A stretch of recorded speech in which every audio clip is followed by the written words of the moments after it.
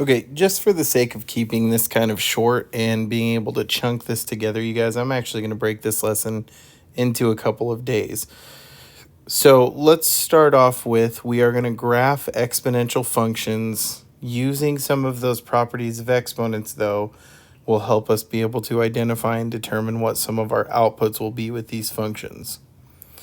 So let's focus in today on identifying and evaluating exponential functions.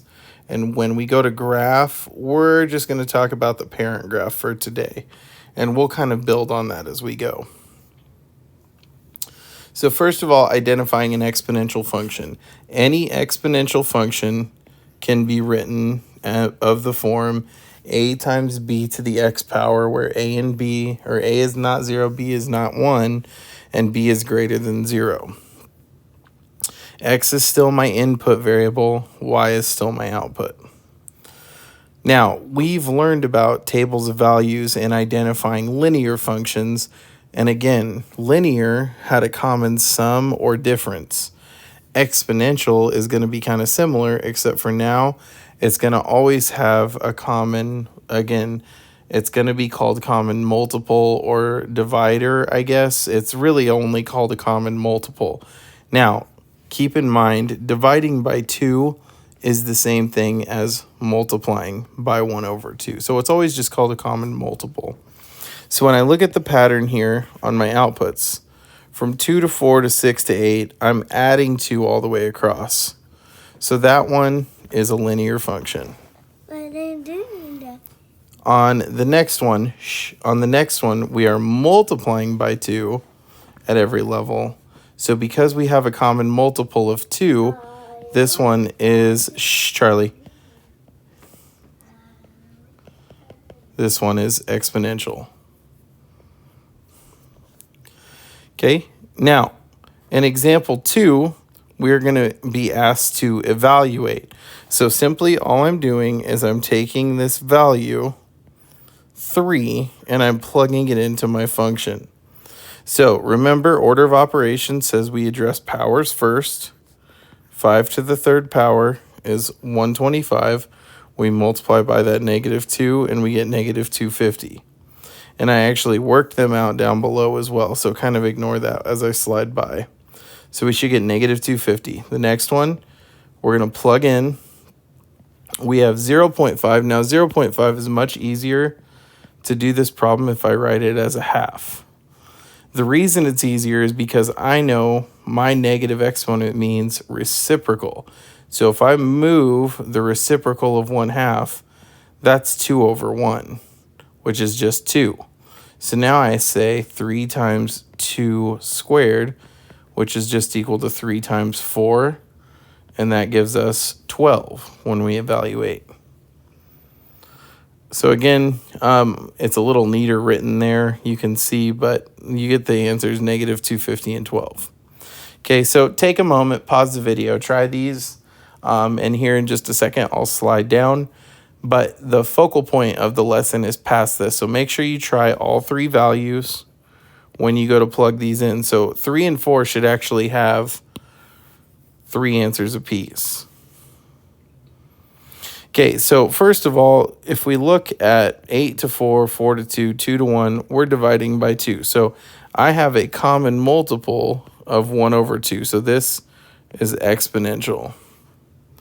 This one we're just subtracting 1 all the way across. So this one is linear. Now, when I go to solve, and again, ignore this, we answered those up there. When I go to solve on the first one, we have 2 times 9 to the -2. 9 to the -2 is just 1 over 9 squared, which is 81. So we have 2 times 1 is 2, and then over 81. Anything to the 0 power is 1, so we just get 2 for our second output. And then the next one, 9 to the 1/2 power is just the square root of 9.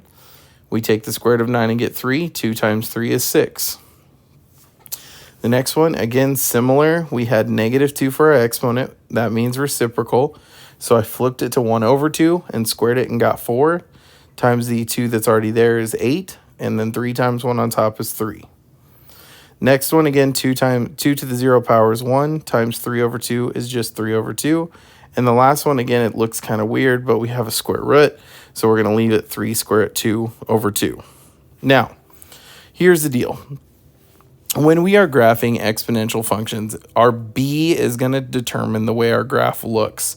A is going to be our intercept. And that's kind of the values that we get.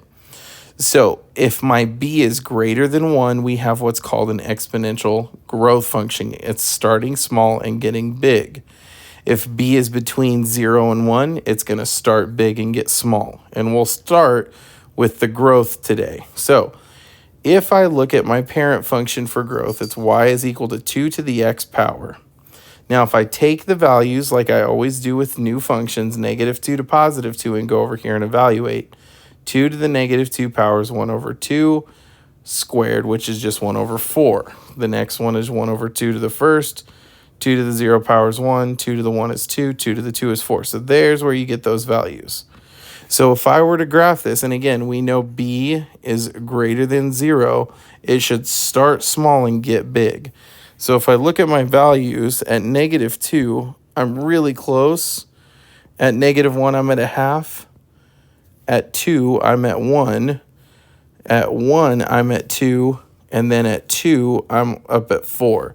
Now, if I continued my pattern, we already know 2 to the third power is 8.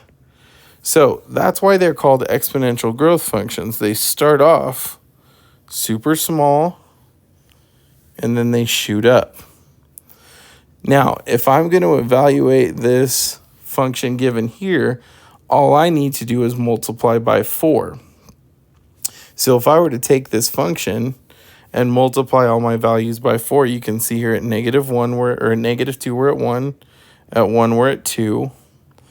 At 0, we're clear up at 4. At 1, we're at 8. And then at 2, we're already off of our graph. So as you can see here, it has kind of a similar effect that we've talked about in chapters past. It gets bigger faster. In other words, A is going to also determine a stretch or a shrink. And we'll talk more about that tomorrow. Now, for the focal point of this lesson, let's just get done some of those evaluating expressions and some of these parent graph questions on how it shifts around based on what A and B values are. And we'll address some questions tomorrow in class and finish the lesson.